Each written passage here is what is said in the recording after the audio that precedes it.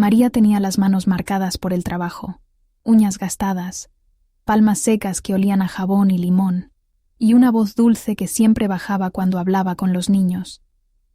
Ella era la que dormía con un rezo en los labios y un crucifijo pequeño cosido en el delantal, la que conocía los pasos de la mansión como si fueran un mapa de su propia vida, la que escuchaba el crujir de las tablas de la escalera antes de que la señora de la casa se despertara y el aroma del café de la mañana se mezclara con perfume de ámbar y dinero.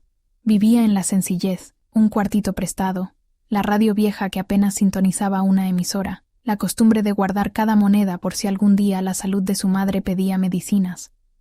Era humilde pero orgullosa de su honestidad, y sobre todo era la guarda de un niño que la miraba con ojos que decían más que cualquier palabra. La mansión era otra cosa, cortinas de terciopelo que susurraban cuando las abrían, platos que sonaban como campanas en cenas largas, y una señora que, con uñas de acero y sonrisa de porcelana, enseñaba su poder como quien exhibe un collar caro. Desde el primer día hubo distancia. Ella limpiaba las huellas de zapatos que nunca pisaban barro, doblaba servilletas con la precisión de un ritual, mientras en la casa se respiraba impunidad y privilegio. Y en las tardes, cuando la lluvia golpeaba los cristales y la niñez se quedaba dormida, María solía enviar una plegaria en voz baja. «Señor, dame fuerza para ser sombra y no piedra», y el crucifijo en su pecho temblaba como un testigo silencioso. Pero la injusticia germinó en una tarde que olía a azahar y amenaza. La señora la llamó al salón, con las vecinas asomadas tras sus visillos como gaviotas al acecho, con el jardinero conteniendo la mirada, con el portero que limpiaba las manos como si se quisiera lavar la culpabilidad. La acusación fue un golpe de besos fríos. Le dijeron que había robado un collar, que su única lealtad era la codicia, que su palabra no valía lo que valen las servilletas de lino. La señora, con dedos que señalaban y labios que dibujaban sentencias, no permitió que la verdad tuviera voz. «¡Mentira!», gritó una vecina desde el balcón, y la casa pareció tambalearse. María sintió como si una cortina se cerrara sobre su mundo. Le revisaron el bolso como un ritual de humillación. Vaciaron su pequeño altar doméstico donde tenía un rosario y una fotografía de su madre, y hallaron solo migas, un pañuelo y la llave de la cuna. Aún así, la decisión ya estaba tomada. Le dijeron que se fuera sin salario, sin despedida, como si su trabajo y su tiempo fueran cosas prescindibles, basura para ser arrojada fuera de la alfombra. La puerta sonó como un martillazo. Ella, que siempre había hecho el café a la señora con manos temblorosas, que había secado llantos infantiles a medianoche como quien apaga un incendio, fue empujada al portal entre miradas que juzgaban y cuchicheos que se propagaban como veneno. Siempre supe que algo ocultaba. No me sorprendería. La lluvia se abrió cuando salió. Fue una lluvia que no limpiaba sino que marcaba, que se convirtió en un río de lágrimas sobre su rostro. El niño la miró desde la ventana con la inocencia de quien no entiende los códigos de los adultos. En su mano llevaba un dibujo, un trazo infantil donde la casa tenía una puerta abierta, y detrás, dos figuras, una con el delantal y otra pequeña con ojos grandes. El niño escondió el dibujo rápido, como si supiera que la verdad no debía mostrarse. En la calle, María sintió el frío de la noche como una nueva propiedad. La ciudad era un laberinto de indiferencia. Durmió en una parada de autobús con el crucifijo apretado en su puño. Oyó perros, sirenas lejanas, y recordó las veces que la señora la miró con desdén por no llevar zapatos caros. «Soy inocente», murmuró en un monólogo que fue una oración y una confesión. «Yo no robé, yo di mi vida por ese niño. Si puedo morir por él, lo haré». Su voz fue un río que buscaba mar. Las vecinas, esas voces que antes la veían bajar la escalera con la escoba, ahora repetían historias que crecían como hongos en la oscuridad, rumores que envolvían su nombre, que la dejaban sin aliento. Y en la noche más baja, cuando la impostura parecía tener todas las banderas izadas, el niño burló la vigilancia y dejó bajo la almohada de la señora algo que María jamás hubiese imaginado, un dibujo con un secreto. La lluvia volvió a golpear y un portazo resonó en la conciencia de María. La justicia, si iba a llegar, no sería sin ruido. Y en ese momento, todo cambió. Una vecina que un día le había sonreído a medias apareció con un trozo de papel en la mano. Los dibujos del niño se convirtieron en pequeñas bombas de verdad. Alguien murmuró: Yo lo vi. Y otra voz contestó con indignación. ¡Mentira! La humillación había sido pública, pero la verdad se cocinaba en los rincones más pequeños. María, empapada y temblando bajo un farol, supo que no tenía más refugio que su fe y el dibujo del niño, que en sus colores sencillos había un mapa para la redención. Alguien ajeno al linchamiento social se acercó. Un trabajador del barrio, conocido por su mirada clara, que sostuvo el crucifijo que ella había perdido cerca de la puerta. Sus manos eran ásperas, pero su voz prometía acción. Cuando la lluvia dejó de ser solo lluvia y se convirtió en testigo, María vio una sombra acercarse. No era la señora ni las vecinas, era una figura que traía consigo la posibilidad de romper el silencio. ¿Quién era esa figura? ¿Traería ayuda real o sería otra prueba más en el camino? La puerta de la mansión, cerrada y reluciente, parecía guardar la respuesta, pero nadie la abriría sin antes encender la chispa que el dibujo del niño ya había provocado. La noche cerraba sus ojos, y la verdad, pequeña pero insistente, comenzaba a caminar en silencio, con pasos que resonaban como promesas. ¿Quieres saber qué pasó después? Acompáñame en esta historia. La figura que se acercaba bajo la lluvia no traía el brillo de la mansión ni la palabra fácil de las vecinas. Traía manos quizá igual de gastadas que las de María, y en esas manos sostenía algo que pudo ser un puente o una sentencia. El crucifijo que ella había perdido en la puerta, envuelto en un pañuelo que olía a tierra y a café. Cuando lo sostuvo, la luz del farol lo convirtió en un pequeño relámpago. La humillación, sin embargo, no estaba lista para ceder. Por el contrario, subió de volumen como una orquesta desafinada. Las vecinas, que minutos antes cuchicheaban como gaviotas, ahora lanzaron frases que cortaban más que el frío. ¿Quién se cree que es? Así pagamos a los criados. Sus palabras eran flechas que olían a amargura y a vino barato. La señora de la casa, con sus tacones que golpeaban el piso como martillos, no permitió que la duda fuese una sombra. Ordenó que la policía municipal acudiera, como si el poder llamara siempre a su propio tribunal. Y llegaron hombres de uniforme que no entendían los matices del cariño que una mujer humilde puede dar a un niño rico. Escucharon las versiones con la solemnidad de quien lee un guión y no una vida. «Deténgala, por favor», dijo la señora, y su voz fue una sentencia de porcelana. María obedeció al impulso de no oponer más que la verdad, y la verdad, a veces, es un hilo fino que se rompe entre miradas. La sacaron de la calle entre empujones que olían a corbata y detergente. La lluvia pegó aún más fuerte, como si el cielo quisiera borrar huellas que nadie había pedido borrar. La llevaron a la comisaría. Los olores allí eran a papel húmedo y café recalentado, y el eco de las risas de los que interpretan la justicia sin sentirla. Allí, en una mesa fría, leyeron su vida en voz alta, sin empleo, sin pruebas, sospechosa. Las palabras rebotaban en las paredes como monedas que no caen en las manos. Desde el primer momento la humillación escaló. Alguien llamó a la radio local, y un locutor, entre titulares, tomó la versión que más vendía. El nombre de María comenzó a girar por el barrio como un rumor con alas. En la panadería, la bodega, hasta en la peluquería del barrio, la gente repetía frases cortantes. Suspiros y miradas se convirtieron en cuchillos fríos. Su madre, que vivía con la única medicina que ella compraba con cada jornada, recibió llamadas en las que la humillación encontró un nuevo objetivo. «Tu hija es una ladrona», dijeron.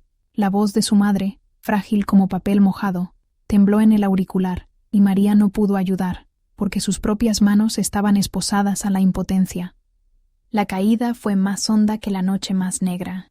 La expulsión de la mansión, el banco frío de la comisaría, el rumor que se convirtió en verdad pública. Hasta el niño, su pequeño universo, fue convocado por la señora para una declaración que cortó la inocencia en dos. «Dilo», le ordenaron al niño con la autoridad de quien tiene plata. El niño miró a María, y sus ojos fueron un faro. Guardó silencio.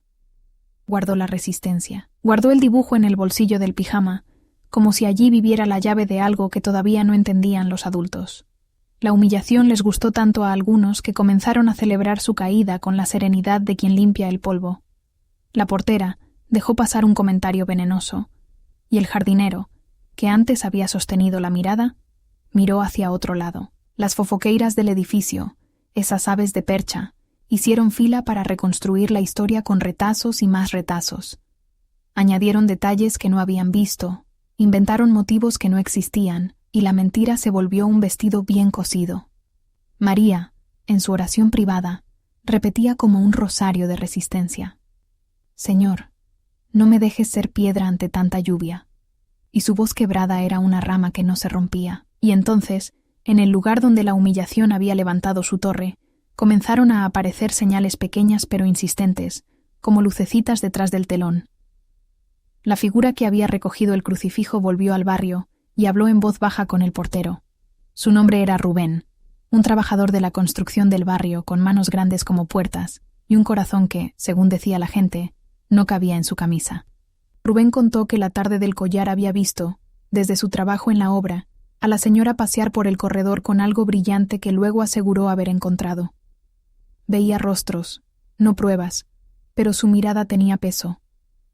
A su lado, la costurera del edificio, que cualquier noche bordaba manteles con historias, confesó que había oído pasos en un horario que no concordaba con la versión oficial. Y entonces, como quien enciende una vela en una iglesia fría, apareció una vecina nueva, una señora mayor con ojos limpios, que dijo con firmeza: «Yo lo vi y no fui la única». «Mentira», exclamó otra. Pero la palabra ya no fue suficiente para apagar la chispa de la duda. El dibujo del niño, que ahora se mostraba en confidencia a unos pocos, se convirtió en una ventana. En líneas torpes y colores sencillos estaba dibujada la señora con el collar en la mano, la puerta de la habitación cerrada, y al lado 2 figuras en silencio. El dibujo emanaba una verdad que no sabía usar palabras. Los rumores comenzaron a tambalear. La radio municipal, que antes había difundido la caída, ahora recogía versiones. Un periodista del barrio, cansado de tomar la noticia fácil, pidió ver el dibujo y algo en su voz cambió. «Hay que investigar», dijo. El crucifijo, que Rubén había devuelto a María con las manos temblorosas, se convirtió en un talismán de coraje. Ella lo guardó junto al rosario y sintió que algo, apenas, se recomponía en su pecho. Y hubo más señales.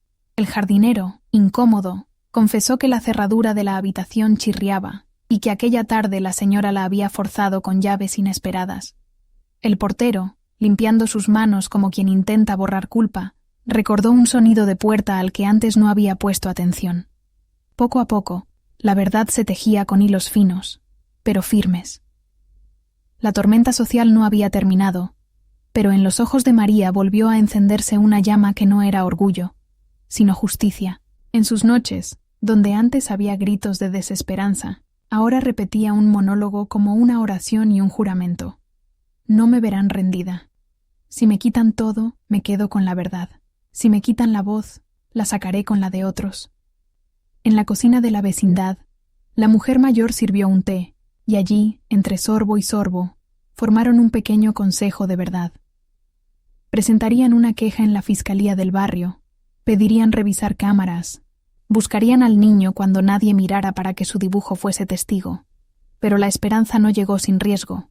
La señora, al percibir la mudanza de miradas, puso en marcha su defensa con la frialdad de quien tiene mucho que perder.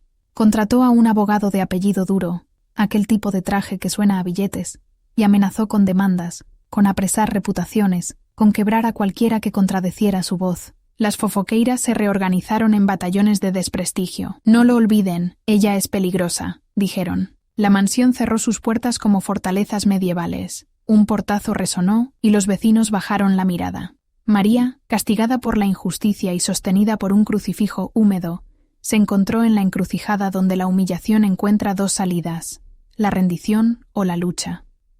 Eligió caminar con fe, aunque sus pasos fueran de alguien que aún debe aprender a correr. En la madrugada, mientras la lluvia lavaba las calles y dejaba un brillo triste en las baldosas, Rubén tocó la puerta de la comisaría con una carpeta en la mano. Dentro había testimonios, el dibujo fotocopiado y una grabación de un vecino que dijo haber visto a la señora con el collar.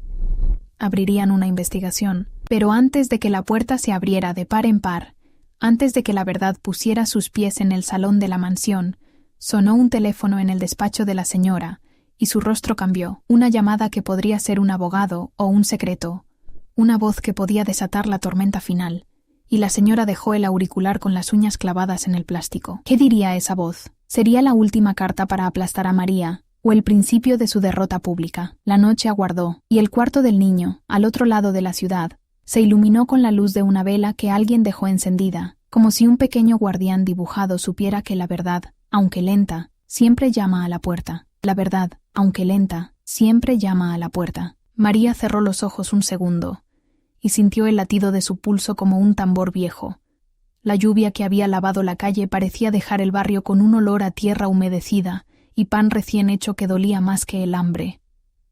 Rubén se quedó a su lado, con las manos todavía impregnadas de barro, y una carpeta que olía a tinta y a esperanza. Su respiración era un paisaje de cansancio, pero sus ojos ardían con una luz que María no recordaba haber visto en nadie de la mansión. «Tenemos algo», dijo él en voz baja, y su voz tenía la canción de quien arranca raíces para plantar otra cosa. La primera revelación llegó como un susurro que se convirtió en golpe. La cámara del corredor de servicios, la que nadie consideró importante porque apuntaba a las sombras y al cubo de la basura, había grabado mucho más de lo que pensaban. En las imágenes, borrosas por la lluvia, se veía a la señora abrir un joyero, tomar el collar y guardarlo en un bolsillo interior, justo antes de que llamara a la policía. La señora miraba a la cámara con la seguridad de quien cree que el mundo le pertenece. Ese fue el instante en que la sospecha dejó de ser rumor y empezó a llevarse pruebas. El dibujo del niño, con su puerta abierta y las dos figuras, ya no era solo la voz de un niño. Se convirtió en un mapa que coincidía con la secuencia del video. Rubén puso el disco en manos del periodista del barrio, y la pantalla iluminó los rostros como una sentencia de luz. Se vio la mano de porcelana tomando lo que luego acusaría a la humilde. En la cocina de la vecindad, entre tazas que sonaban a familia, la costurera recortó la foto del monitor y la colocó sobre la mesa como quien coloca una reliquia. «Esto cambia todo», murmuró la señora mayor, y su mirada tenía la gravedad de quien pesa el mundo. Por primera vez, María permitió que la esperanza se asomara como un pájaro roto, frágil pero de alas vivas. Pero la reviravolta, esa que se anida en los rincones donde la injusticia trastoca la balanza, llegó con la rapidez de un portazo y la elegancia de una mentira bien presentada.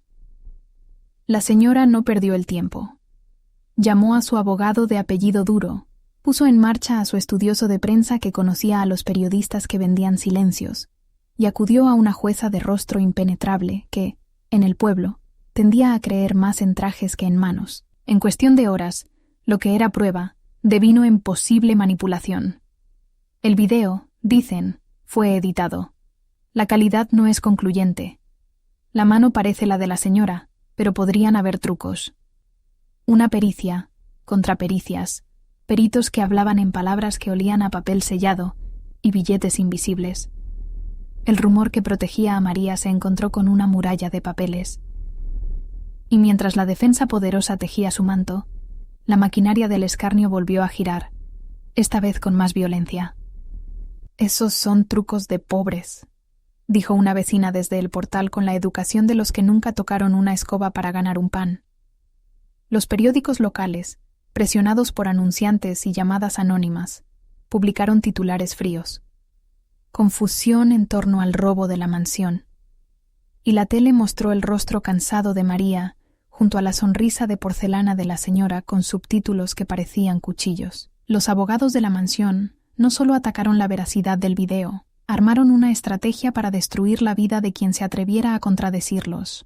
Demandas por difamación en puerta, amenazas de demandas por cargos por falsificación. El abogado susurró que podrían pedir una medida cautelar que impidiera a cualquier testigo hablar y que si alguien no guardaba silencio, podría ser acusado de obstrucción. La presión subió como la marea. Rubén, que había hecho lo más valiente que un hombre de barrio podía hacer, de repente recibió una carta con amenazas de perder su trabajo en la obra si no callaba. La obra aprobaba joyas de la señora. La costurera que había mostrado la foto comenzó a decir que se había equivocado, que la impresión era defectuosa. La señora de ojos limpios, que dijo «yo lo vi», empezó a callar cuando la intimidan con promesas de quitarle la pensión. Las fofoqueiras, que primero se habían inclinado a favor de María, volvieron a vestir la indiferencia y susurraron que todo era un montaje, que la pobre había querido aprovecharse. La mentira, Como un veneno bien dosificado, empezó a filtrarse de nuevo en las venas del barrio. María, que sentía el crucifijo como un corazón que latía entre sus dedos, tuvo su primer golpe real cuando la jueza firmó una orden de restricción temporal. La señora alegó que María intentó entrar a su dormitorio mientras el niño dormía y que la encontró con un collar. El relato de la señora era contundente en su teatro. Había lágrimas actrices, manos temblorosas calculadas y un pequeño ruido de tensión que ponía a todo el que miraba en el lugar cómodo de creer. Si esto no se controla, me destruirán, pensó María, y su pensamiento era un cuchillo que giraba sin descanso. La caída total, esa que convierte a un ser humano en sombra, no tardó en suceder. Llegaron funcionarios para inspeccionar la vivienda de la madre de María, como si buscaran el origen del mal. Encontraron que la pobre casa tenía deudas y que el dueño, amigo de la señora, exigía el pago de unas cuotas atrasadas. Sin María, sin salario, sin la posibilidad de pagar, la mujer mayor recibió una notificación de desalojo. «Tiene 10 días», decía la carta con la frialdad de un juez sin rostro. El mundo de María, ya escaso, empezó a resquebrajarse en todos sus extremos. La habitación prestada fue reclamada por su propietario. El dueño necesitaba el cuarto para su sobrino y no consintió más mendicidad. La madre enfermó sin medicinas. En la radio comunitaria se escuchó por la tarde una entrevista donde un testigo, convertido en personaje por la señora, contó que vio a María en el corredor con una bolsa brillante. Su voz fue seca, como si recitara algo que otro le había dicho que dijera. En un abrir y cerrar de ojos, la policía regresó a detener a María por un cargo que nadie imaginó. Intento de apropiación indebida agravada, dijeron los oficiales mientras le esposaban las muñecas con guantes que olían a alcohol y a protocolo. Fue un rito de humillación tan perfecto que la señora lo observó desde su balcón con la crueldad fina de quien corta hilos. Hizo que la llevaran esposada por la misma calle donde antes había limpiado la alfombra, y la gente miró sin reconocer que detrás de esa mujer había una vida que pagaba medicinas con monedas. Los niños de la vecindad, que alguna vez jugaron con ella, se taparon los oídos porque los adultos habían dicho que ella era mala. María gritó su inocencia con la voz que tenía, un grito que fue una plegaria y un reclamo. «Soy inocente». Pero la palabra se rompió en la lluvia y llegó como un susurro a oídos que ya habían decidido su veredicto. El crucifijo, ese testigo que le había devuelto Rubén, fue confiscado en la comisaría como objeto de interés, y María sintió que le quitaban el último ancla. La noche que pasó en el calabozo olía a sudor, a café frío y a papeles. Fue una noche de derrota donde los pensamientos se transformaron en imágenes. La madre sin pastillas, la puerta del cuarto cerrándose para siempre, el niño que quizá le miraría desde otra ventana. Cuando la sacaron al día siguiente, ya no tenía casa ni trabajo. Su nombre resonaba en la radio con sospechas, y la ropa que llevaba, el delantal que tantas veces fue su segunda piel, se veía como un uniforme de culpable. Hubo una audiencia breve, llena de formalidades y de miradas encima, y la señora, con su vestido impecable, pronunció unas palabras medidas que guillotinaron cualquier sensibilidad.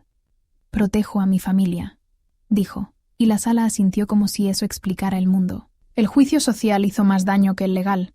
La portera que antes dejaba pasar una palabra amable, ahora negó haber saludado. El jardinero argumentó que no pudo identificar con claridad.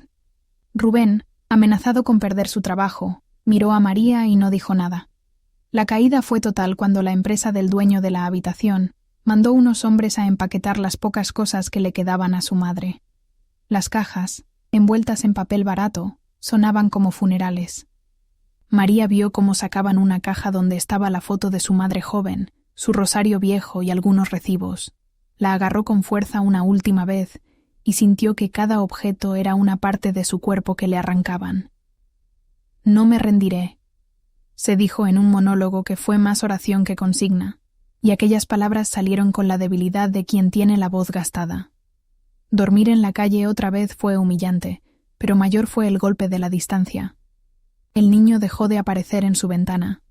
En la casa se instaló otra figura, una niñera nueva con sonrisa estudiada y manos blanqueadas, que no conocían el olor a jabón y limón de María. La última humillación vino en un sobre blanco que le dejaron en el buzón aquella madrugada, una carta firmada por el abogado de la señora, anunciando que la acusación criminal seguiría y que además pedirían reparación de daños por daño moral a la familia, con una suma que era un número que sonaba a sentencia imposible de pagar. María leyó la carta bajo la lluvia que volvía a caer como si el cielo quisiera marcar su derrota. Sus lágrimas formaron un río silencioso que corría por las mejillas. Se abrazó una y otra vez al crucifijo cuando lo recuperaron bajo condiciones de prueba, y su oración se tornó en un pequeño pero claro juramento. Si me quitan todo, me quedaré con la verdad. Pero la verdad, esa insistente que late en el pecho del inocente, quedó por el momento acorralada. En la penumbra, mientras guardaba sus pocas pertenencias, alguien dejó en su mano un papel doblado, sin firma. Al abrirlo, descubrió un rasgo que le heló la sangre. Una hoja con un nombre y una dirección que no reconocía, y una frase apenas legible en letras de niño. No abras la puerta. ¿Quién puso ese papel? ¿Era una advertencia? ¿Una trampa? Al otro lado de la ciudad, la puerta de la mansión cerró otra vez con un golpe seco que sonó como un juicio, y una voz desconocida pronunció al teléfono una orden que prometía apagar cualquier chispa de verdad. ¿Quién hablaba en esa llamada? ¿Y qué tenía que ver el nombre en el papel con el dibujo que el niño escondía en su pijama? La noche, pesada, guardó el secreto y dejó a María con su crucifijo y su juramento. El barrio despertaría con rumores nuevos. La puerta que parecía cerrar posibilidades, quizá, abriría otras, pero nadie lo sabría todavía. ¿Quién llegaría primero? ¿La esperanza diminuta o el próximo martillazo de la injusticia? ¿Quién llegaría primero? ¿La esperanza diminuta o el próximo martillazo de la injusticia? La respuesta no venía en la noche ni en la lluvia. Llegó en la forma de pasos suaves que no pisaban el barro del escándalo, sino la tierra humedecida de la compasión.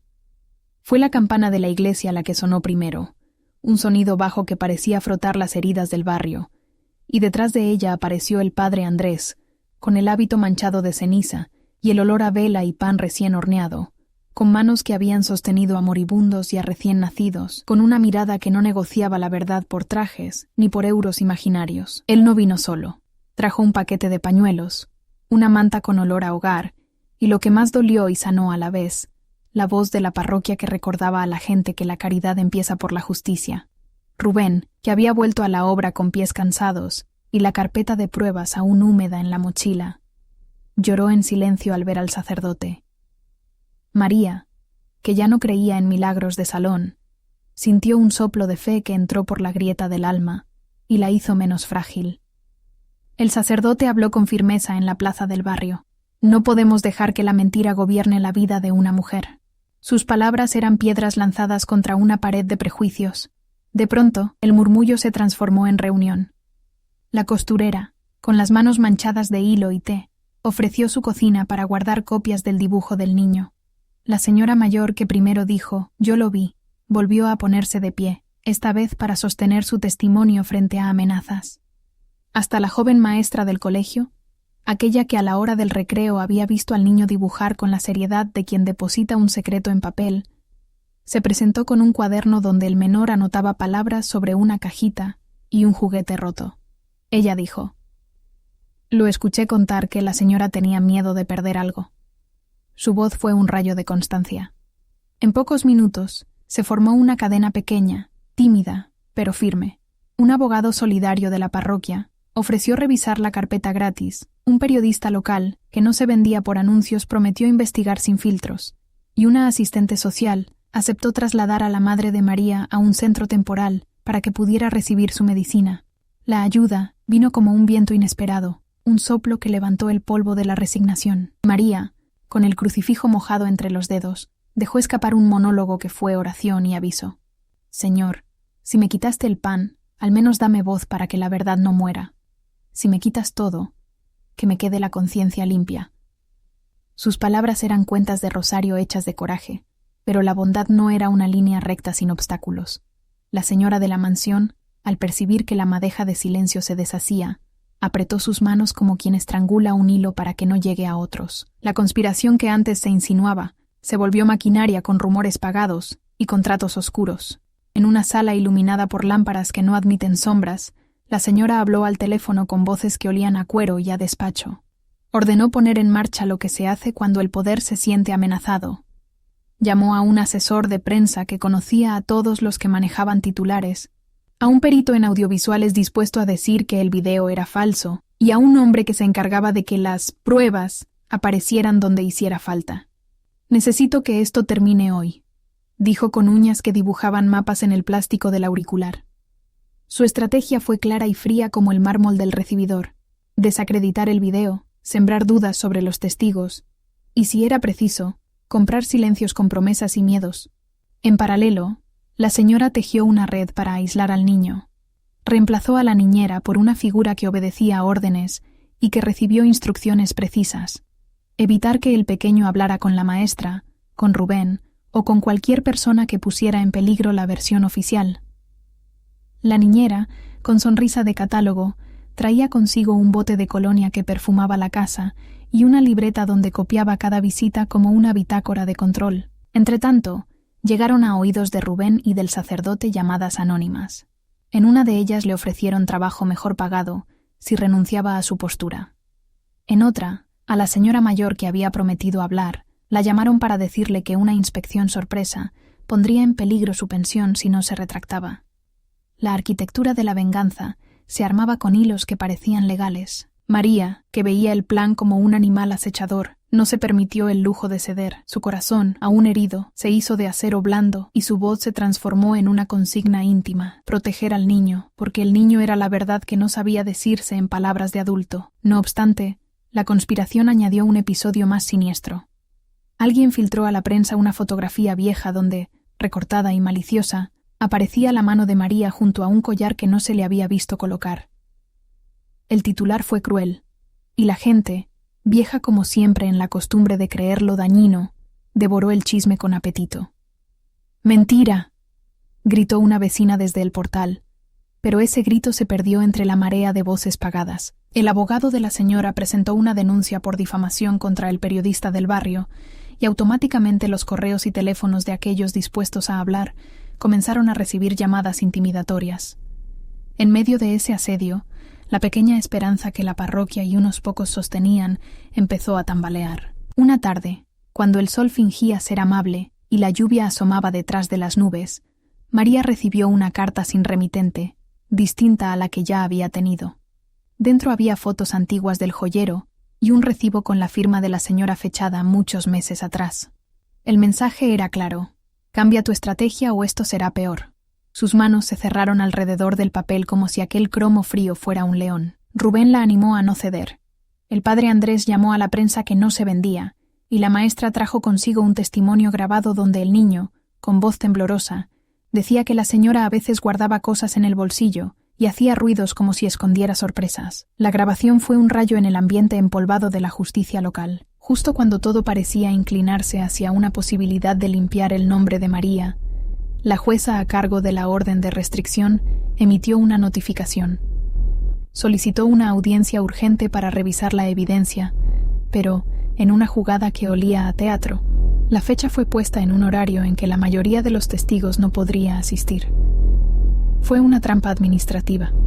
El abogado cruel de la mansión, con el público reducido y periodistas presionados por demandas, sonrió con suficiencia. En esa sala estrecha, el ruido del martillo judicial resonó como un tambor que marca derrota. María, con su delantal ahora hecho jirones y el crucifijo oxidado colgando, entró temblando pero con el intento de mantener la postura. Su monólogo interno fue una oración que rompía en pedazos. No me dejen sola, no dejen que el miedo compre mi silencio. Si caigo, que mi caída al menos abra los ojos de alguien. Y cuando la jueza, con rostro impasible, preparaba las palabras que podrían devolverla al abismo, unas medidas cautelares que complicarían aún más su vida y la de su madre, la puerta del juzgado se abrió con violencia.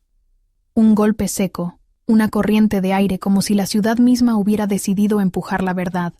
Todos voltearon. Rubén, pálido, entró con sobres, con la carpeta que contenía la pericia técnica independiente obtenida por el periodista que no se vendía, con la transcripción de la llamada que demostraba cómo la asesora de la señora ordenó manipular el asunto, con la declaración firmada en escritura pública por la costurera que había sido amenazada. Traía también una foto nueva, tomada por la maestra, del dibujo del niño junto a una nota hecha por él mismo. Un garabato que mostraba a la señora sola, con un grito dibujado sobre su cabeza. El silencio que siguió fue denso como un cajón que se cierra. ¡Mentira!, intentó la sala como un reflejo, pero la palabra ya no bastaba, y justo cuando la jueza tomó las pruebas y la gente contenía el aire esperando un giro que podría ser la salvación o la condena, un teléfono sonó en el despacho de la señora. Todos supieron, por la manera en que su mano apretó el auricular, que detrás de esa llamada podría estar el siguiente movimiento para aplastarlo todo. María cerró los ojos, el crucifijo rozó su labio y ella pensó en el niño, en su dibujo, en la lluvia que lavaba las calles y en la madre que tal vez ya no tenía medicina. Afuera, la lluvia comenzó a caer otra vez. Las gotas golpeaban el cristal como dedos que preguntan. Nadie supo si la intervención de Rubén y del sacerdote sería suficiente para detener el movimiento preciso de la señora y su red de poder. Nadie supo si las pruebas llegarían a tiempo para que la justicia dejara de ser teatro. En el fondo de la sala, alguien susurró: «Si esto no se resuelve, la próxima semana será peor». La puerta de la mansión, imaginada por todos como una fortaleza, volvió a parecer un lugar donde se cocinan tramas y donde el dinero compra silencios. María, con la voz quebrada, lanzó una última pregunta que no era para el juez ni para la prensa, sino para cada conciencia que había escuchado la historia. Si estuvieras en sus zapatos, si te hubieran arrancado la casa, el trabajo y la dignidad, y la posibilidad de probar tu verdad dependiera de alguien valiente y de la fragilidad de un dibujo infantil, ¿qué harías tú en su lugar? Si estuvieras en sus zapatos, si te hubieran arrancado la casa, el trabajo y la dignidad, y la posibilidad de probar tu verdad dependiera de alguien valiente y de la fragilidad de un dibujo infantil, ¿qué harías tú en su lugar? María inhaló el aire como quien toma impulso antes de saltar. El olor a tierra mojada y pan quemado de la plaza le llenó la nariz y le recordó su madre, y en ese recuerdo se forjó la decisión. No hubo lágrima teatral. Hubo un silencio que pesó como una losa y después pasos. Sus manos, con uñas gastadas y palmas como mapas, apretaron el crucifijo que colgaba de su delantal. El metal estaba frío, pero en su pecho todo ardía. «Si me quitan todo, me quedo con la verdad», murmuró en un monólogo que fue a la vez plegaria y juramento, y el rosario le repitió la cadencia de siempre. 1, 2, 3. La lluvia se convirtió en testigo fiel otra vez. Rubén, el padre Andrés, la maestra y la costurera se convirtieron en la pequeña corte que no pide oro, solo justicia. Olían a café, a sudor de obra, a hilo y a cera de vela. Olían a barrio.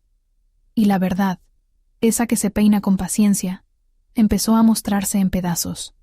El periodista que no se vendía entregó una pericia que nadie esperaba, pruebas de integridad del video del corredor, metadatos que escondían horas y nombres. En la pantalla, agrandado por la luz del proyector, se vio algo que hizo que más de uno tragara saliva. La señora de la mansión, sola, con los guantes delicados, abrió el joyero, tomó el collar y se lo guardó en el bolsillo interior de su batín, justo antes de llamar a la policía con gesto de horror practicado. La imagen era borrosa por la lluvia, pero el gesto era claro como una orden. Algunos en la sala se limpiaron las manos en el delantal. Otros, los de las servilletas de lino, apretaron las mandíbulas. La costurera dejó la taza sobre la mesa con un ruido seco. «Esto cambia todo», dijo la señora mayor con la voz de quien no se deja engañar por la apariencia. Pero la señora de porcelana no estaba sola. Su abogado, con traje que olía a despacho y azulejos pulidos, tenía una carpeta de pericias pagadas. Los murmullores del barrio recibieron llamadas que olían a amenaza y promesa. La batalla, entonces, sería en la plaza y en los pasillos, en la radio y en la sala de audiencias. La maestra trajo una grabación donde el niño, con su voz de caramelos rotos, decía cosas que calaban. La señora escondía cosas. A veces hacía ruidos y se asustaba si yo miraba. La frase, simple como una verdad infantil, cayó en la sala como una pieza que encaja. Y ahí, en el pecho de María, el río de lágrimas se calmó un poco. no porque la injusticia desapareciera, sino porque la verdad, por fin, tenía aliados con nombres. Fue entonces cuando apareció la primera grieta en la armadura de la señora. La nueva niñera, esa que sonreía con dientes blancos y anotaba visitas en una libreta, no pudo sostener la pose. En la intimidad de una parada de autobús, con el olor a puesta de sol y a camiones, la mujer cedió. Su voz tembló como cortina en día de tormenta. Me pidieron que dijera que veía a la limpiadora merodear. Dijeron que la echaran. Me dieron instrucciones para vigilar al niño y me pagaron para que no hablara. Las palabras se amontonaron como platos rotos. La confesión fue un pequeño estruendo. La mentira pierde su brillo cuando el que la sostiene se cansa. «¿Por qué ahora?», preguntó María, y la niñera bajó los ojos como quien confiesa un pecado que la devora. «Porque la señora me dijo que si no callaba, perdería todo. Yo no quería hacerlo, pero tengo una madre enferma», dijo.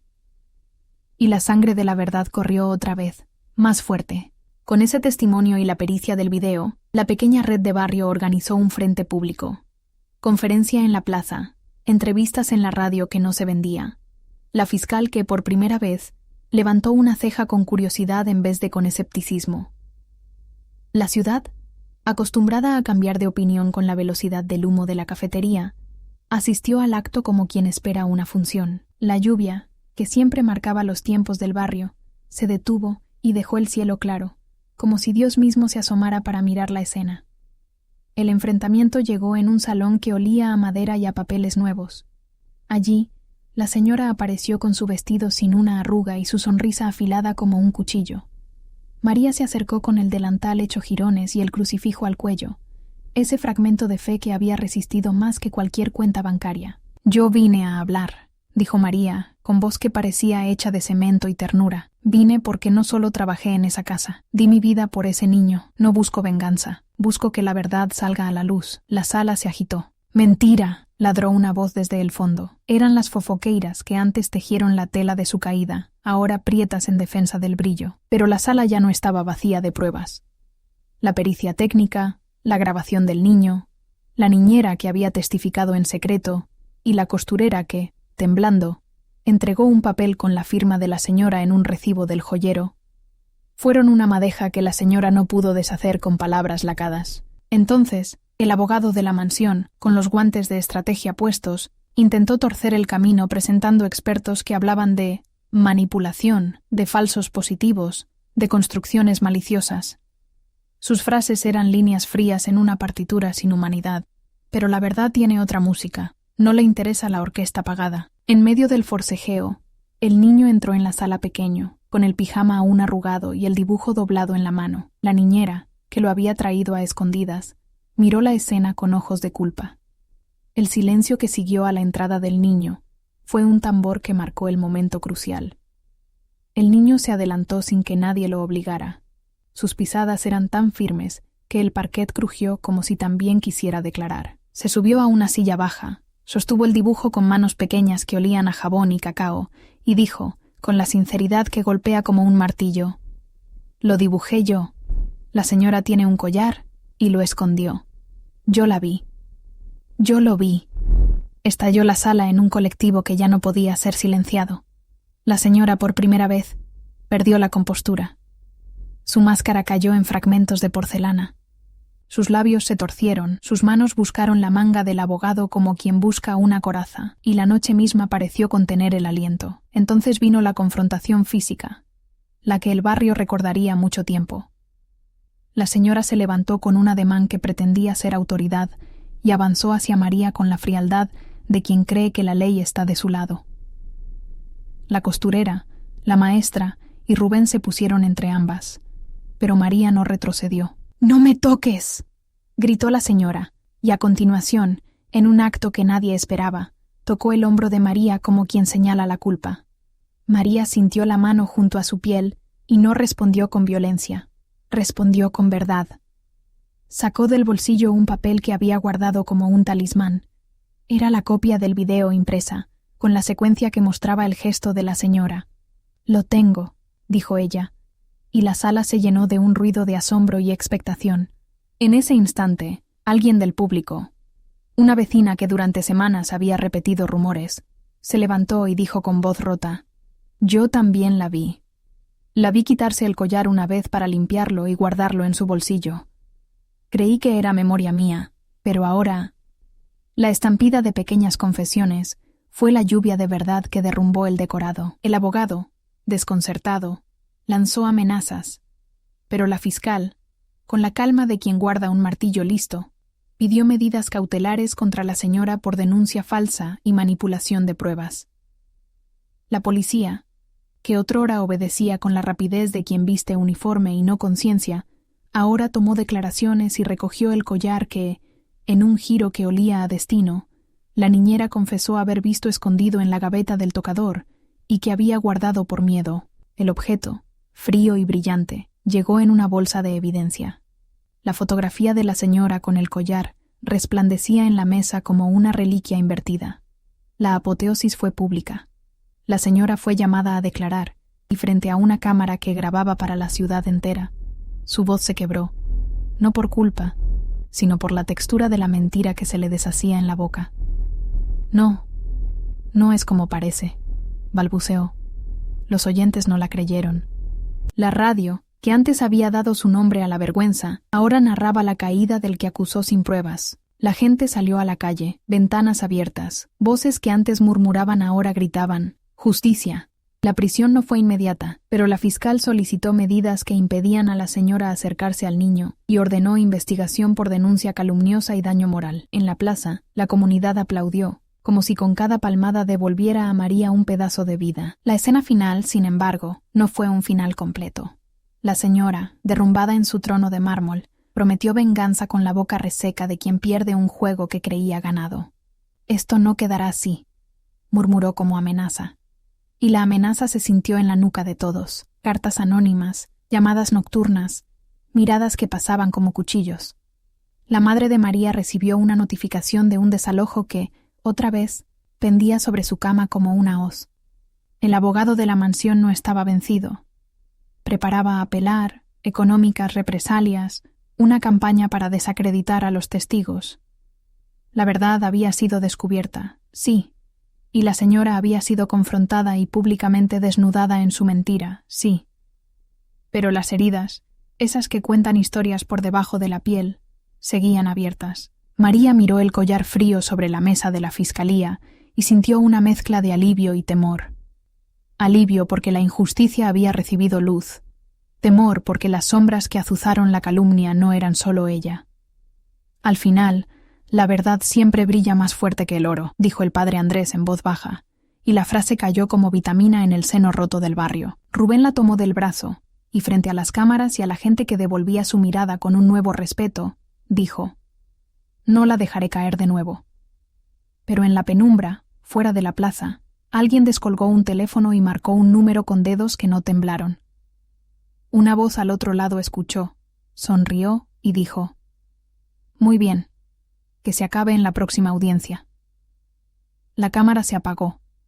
La lluvia volvió, fina y persistente, como un recordatorio. María apretó el crucifijo hasta que sus nudillos se pusieron blancos y lo puso en sus labios. «Gracias», murmuró, y su voz fue un susurro que llegó a quienes la amaban. Había justicia pública, sí, pero quedaban puertas cerradas por abrir, cartas sin remitente por descubrir, y un nombre en un papel que nadie había explicado. El niño volvió a mirarla por la ventana, y ella vio en sus ojos la promesa y el miedo a la vez. El público, con hambre de certezas, celebró la caída de la señora. Las fofoqueiras cambiaron de rumor y se acomodaron a la nueva versión. Y en el fondo, la pregunta que dio inicio a todo seguía viva. Si fueras tú quien tuviera que caminar descalzo por la noche con la verdad en la mano, ¿aguantarías el golpe y seguirías hasta que la justicia no sea solo palabra sino rescate? La respuesta llegará. Pero no hoy. Fuera del bullicio, una carta sin remitente esperaba en el buzón de María. Dentro, un papel doblado y una sola frase de niño: «No abras la puerta». ¿Quería eso decir advertencia o trampa? Mientras la ciudad respiraba aliviada y la lluvia limpiaba los espejos de la calle, alguien, en la penumbra, encendió la luz de una habitación y dejó el teléfono en manos de quien aún no había perdido el apetito por el poder. La historia no terminaba, apenas cambiaba de manos. ¿Quién era ese alguien y qué puerta se abriría cuando María, cansada pero no rendida, decidiera leer la carta? ¿Quién era ese alguien y qué puerta se abriría cuando María, cansada pero no rendida, decidiera leer la carta? La pregunta quedó suspendida en su mano como un suspiro que no se atrevía a caer. Abrió el papel con dedos que olían a detergente y lluvia y encontró una sola línea, hecha con la caligrafía torpe de un niño. No abras la puerta. Y debajo, en tinta más firme, un nombre que le clavó una estaca en el pecho. La firma de Ignacio, el contable de la mansión, el hombre que contaba y escondía los números detrás de los manteles. María sintió el frío como una campana que llama a misa. El crucifijo contra su piel palpitó como si también quisiera hablar. Ignacio, murmuró en un monólogo íntimo que fue plegaria y plan. Si alguien guarda la verdad, quizás él la protegió. La lluvia repicó en las tejas como dedos curiosos y la noche se volvió a vestir de misterio. Rubén apretó el sobre entre los dientes del alba y dijo con voz baja, casi quebrada: «Yo lo conocí. Lleva años anotando pagos en libretas que no coinciden con los libros oficiales». El padre Andrés, con su olor a vela y pan, inclinó la barbilla y trajo un viejo recogedor de testimonios. «Si hay un contable, hay papeles». La maestra agarró la mano del niño y le dijo con ternura: «Si dibujaste algo, él puede ayudarnos a nombrarlo». El barrio se llenó de pasos que sonaban a decisión. La costurera preparó un escondite y la señora mayor guardó en su bolso la fotocopia del recibo del joyero. Fueron hacia la dirección del nombre, una casa pequeña con persianas que crujían como gargantas viejas. El olor que salía de la puerta era a papel viejo y a café rancio. Las cortinas temblaban con las noticias. Llamaron y nadie respondió.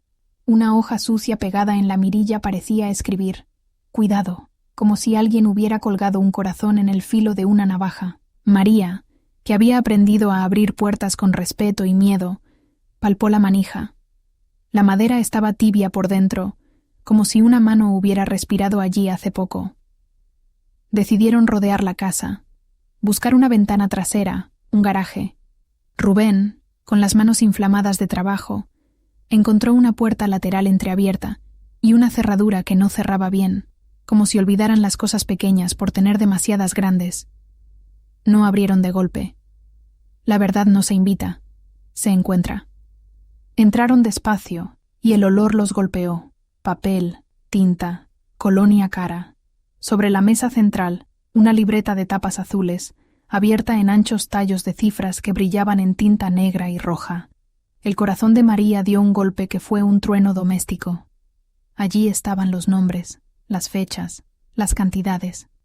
Había facturas falsas a nombre de empresas de amigos de la señora, pagos en efectivo sin registro, y una línea clara, cruenta. Pago por silencio. Un mapa de corrupción escrito en el lenguaje de la codicia. El dibujo del niño volvió a su mente como puente. La casa, la puerta, dos figuras. Esta vez las figuras eran firmas, no sombras. En la libreta, justo al lado de una anotación que llevaba la fecha de la noche del collar, un nombre que le dolió leer: compra de imagen, prensa, 700.000. La cifra se escribía en letras grandes que parecían tener hambre. María sintió la náusea de la traición mezclada con la altivez de la prueba. Era como encontrar un río de veneno y descubrir que tiene un cauce que lleva hasta la mansión. Y en ese momento, todo cambió. Las voces que habían sido susurros en los pasillos se hicieron gritos contenidos. Alguien encontró una carpeta con correos impresos en un cajón y en un mensaje, con un lenguaje limpio y sin pudor, la asesora de prensa de la señora daba instrucciones para controlar testigos y manipular la narrativa. Era la prueba que atravesaba la piel de la mentira. Rubén llamó al periodista que no se vendía y la maestra trajo al niño, que sostuvo su dibujo como si fuera una llave. La confrontación que siguió fue inevitable. Volvieron a la mansión no como mendigos de justicia, sino con papeles que ardían con la verdad. En la puerta principal, bajo el reloj que siempre marcaba la hora de los ricos, se formó la escena. Vecinos, cámara de radio comunitaria, el padre Andrés con la Biblia bajo el brazo, la fiscal con los papeles oficiales, y María, con el delantal hecho de historias y el crucifijo colgando como una metralla de fe. La señora emergió del umbral envuelta en seda y frío, su sonrisa ahora una línea quebrada por la sorpresa. Los pasos resonaron como tambores de un juicio aún no escrito. ¡Mentira!, vociferaron de inmediato las fofoqueiras, que siempre encontraron placer en punzar a los humildes, pero sus palabras se quedaron pequeñas frente a la carpeta que Rubén extendió, como quien muestra un tesoro robado a la avaricia. La fiscal pidió calma y con voz que no admitía adornos abrió la carpeta. Sacó la libreta, los correos, la foto del collar dentro de una bolsa de evidencia que la niñera había entregado. La sala se llenó del olor a perfume caro, confrontado con el aroma sencillísimo del café recién hecho. Dos mundos se miraban como viejos enemigos. La señora, al verse asediada por papeles, intentó una jugada veloz: acusar de manipulación, gritar que las pruebas eran montadas, que alguien quería arruinar su reputación. Su abogado, aquel traje que parecía hecho de billetes, agitó las manos como director de una orquesta que pide silencio y obediencia. Fue entonces cuando la maestra, con la voz de quien guarda pruebas en un bolsillo de corazón, presentó una grabación nueva, una llamada donde la asesora de prensa decía, con voz clara: «Enciérralo cuanto antes. Si sale alguien que suponga un riesgo, háganlo callar». El golpe resonó más que una sentencia. La señora cayó en su silla como quien pierde la batalla de su propia voz. María, que había sufrido humillaciones que olían a detergente y miradas de desprecio, tomó aire y habló. Su monólogo fue una plegaria que tenía filo. «Nunca tomé lo que no era mío. Yo limpié sus lágrimas de cena y enseñé al niño a contar estrellas. Si buscaban ladrones, miren dónde esconden sus propios tesoros». Sus palabras fueron piedra y pan. En el clímax, cuando la sala ardía con testimonios y la fiscal ordenó medidas cautelares que impedían a la señora acercarse al niño, la mujer de porcelana intentó un último empujón, un grito, la orden de alguien desde el fondo: «No permitan que esto continúe», y una mano que se alzó entre el público como si quisiera apagar la lámpara de la verdad. Fue Rubén quien respondió con un acto que será contado en el barrio como épica. Puso su mano sobre el hombro de María y dijo fuerte, frente a todos: «Ella no está sola». Y luego sacó un sobre sellado con números bancarios que ligaban a la señora con transferencias en fechas clave. La fiscal, con la calma de quien ya ha visto demasiadas injusticias, pidió la detención de la asesora de prensa y la incautación de cuentas. El murmullo público se transformó en gritos de legitimidad. «¡Justicia!», dijeron ventanas y balcones. La señora por primera vez vaciló. Sus aliados recogieron los papeles con manos que temblaban. La prensa que antes celebró su acusación ahora registraba su caída. La ciudad, en un movimiento que parecía rimar con antiguas novelas que venden lágrimas, se volcó a la plaza aplaudiendo la escena como si la justicia fuera un estreno esperado. Pero la historia, que había mostrado la verdad en papel y voz, no se cerró sin resistencia. A la salida, entre empujones y flashes, sonó un teléfono en el bolsillo del abogado de la mansión. Habló en voz baja y su mirada se endureció. «No permitiremos que esto termine así», dijo, y colgó. La amenaza se sintió fría como un metal escondido. La fiscal se llevó las pruebas, la policía comenzó las diligencias y la señora fue citada para una investigación formal. María, por su parte, volvió a casa con la sensación de que algo se había ganado, pero que muchas deudas seguirían colgadas de su puerta. Su madre, que recibió la noticia por la radio, lloró entre sobres de pastillas y estuvo un rato tranquila. El niño la miró desde la ventana, con el dibujo pegado al pecho, y sonrió como si la verdad fuera un juguete que había devuelto la infancia. En la plaza, la gente cantó como quien cura heridas con ruido. Las fofoqueiras quedaron mudas por un tiempo, no por honestidad sino por sorpresa. Y sin embargo, la última escena fue otra puerta que se cerró con un golpe seco. De la multitud, una figura encapuchada se peló entre sombras y dejó sobre el banco una carta sin remitente que contenía una sola frase escrita en mayúsculas temblorosas: «La cuenta no termina aquí». María sintió el escalofrío de la continuación. Su crucifijo reposó en su palma como un talismán que no promete final seguro. «Al final, la verdad siempre brilla más fuerte que el oro», dijo el padre Andrés, y su voz fue bálsamo y sentencia. Pero en la calle, alguien descolgó el teléfono de la mansión y dijo con voz fría: «Que se acabe en la próxima audiencia». y el sonido se quedó en el aire como una promesa de tempestad. María miró la carta, miró la lluvia que volvía fina sobre la plaza, y supo que la batalla seguía. Había descubierto la verdad, la había mostrado, había confrontado a la que la humilló, pero en la noche aún latían teléfonos encendidos, sobres sin abrir y puertas que, si se abrían, podían traer tanto rescate como peligro. Entonces, cuando la luna apenas se asomaba, alguien golpeó su puerta con 3 golpes secos. No era la lluvia. María apretó el crucifijo y escuchó pasos en la escalera, un aliento en el pasillo, una voz que no reconocía. ¿Abriría la puerta o dejaría que el ruido siguiera siendo misterio? El golpe se repitió, más fuerte. ¿Quién estaba afuera y qué traía en la mano? La respuesta, como siempre, quedó para la siguiente noche. El golpe en la puerta que María escuchó aquella noche no fue de amenaza, sino de cierre. Ignacio, el contable, entró con la mirada cansada y el olor a papeles viejos pegado a la ropa. Traía en una carpeta la confesión que nadie esperaba y el temblor de quien decide, por fin, no ser cómplice.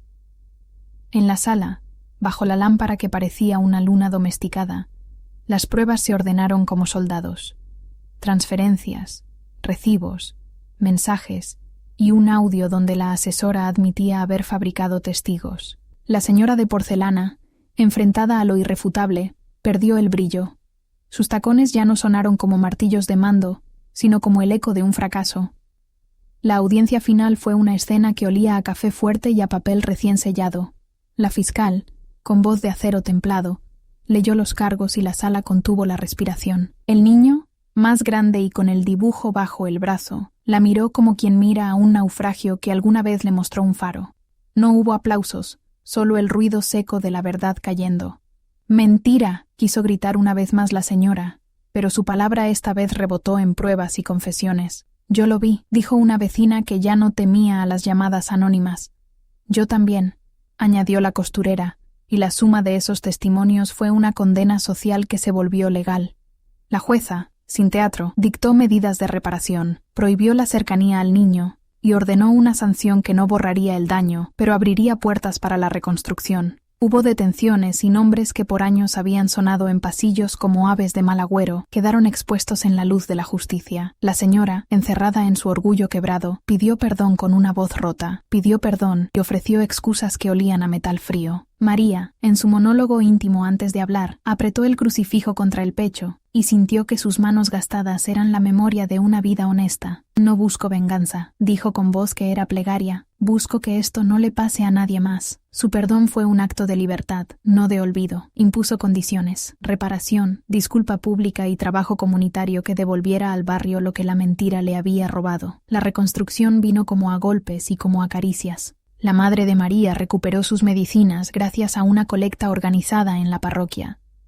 Rubén abrió una pequeña cooperativa de limpieza y cuidado infantil, donde la antigua niñera encontró empleo con horarios dignos. La maestra convirtió el dibujo en una exposición que enseñó a los niños a contar verdades. La costurera cosió mantas que se vendieron en un mercadillo para pagar la primera renta de la habitación nueva de María. La casa que María consiguió olía a pan y a jabón, y cada mañana, al preparar café, sentía que la dignidad volvía en gotas. La señora de la mansión perdió algo más que joyas. Perdió el aislamiento en que se refugiaba y tuvo que enfrentar su propia soledad.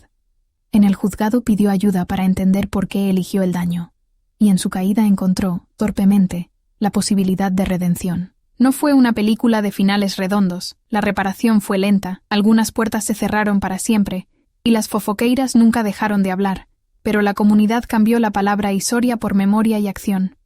María volvió a barrer, pero ahora con clientas que la buscaban por justicia y no por lástima. Enseñó a otras mujeres a armar su propia economía, y el crucifijo, bruñido por lágrimas y sudor, colgó del cuello como testigo de lo que resistió. En el epílogo de la vida común quedó una moral clara como agua. La verdad, aunque tardía, abre caminos. La humillación deja cicatrices pero también lecciones. Y el perdón, cuando nace de la fuerza y no del miedo, es medicina para todos. La lluvia siguió cayendo en el barrio, ya no solo para marcar caídas, sino para lavar y regar nuevas semillas. Al final, la verdad brilló más fuerte que cualquier oro, y la comunidad reconstruyó lo que había sido roto con costura humilde y manos compartidas. Si esta historia te conmovió, Comparte para que más personas la escuchen.